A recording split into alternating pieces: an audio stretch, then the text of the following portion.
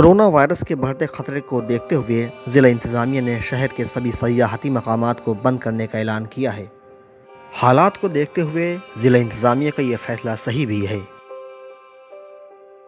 इंतज़ामिया के इस फैसले का असर वहां पर काम करने वालों पर पड़ रहा है, क्योंकि अब उनकी आमदनी का कोई जरिया नहीं बचेगा, जिससे परिवार चलाना मुश्किल होगा।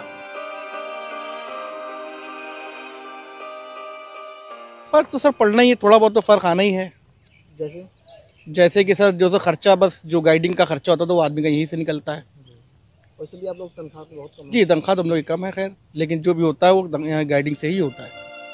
अगर नवाबी दौर के कदीम इमारतों की बात करें तो यहाँ पर बड़ा इमाम बाड़ा, छोटा इमाम बाड़ा, शाह नजफ़, भूल भुलैया, रोमी दरवाज़ा, पिक्चर गैलरी वगैरह कई ऐसी इमारतें हैं जहाँ पर रोज़ाना कसीर तादाद में मुल्क के मुख्तलिफ़ खित्तों से सयाह सैर व तफरीह के लिए आते हैं।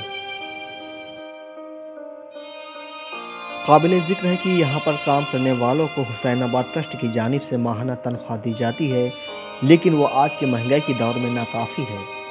इमाम बाड़े में जो लोग आते हैं उन्हें घूमने के लिए गाइड की ज़रूरत होती है, और यहाँ के मुलाजमीन की वही कमाई का ज़रिया है, जो अब कोरोना की वजह से पूरी तरह बंद हो गया है।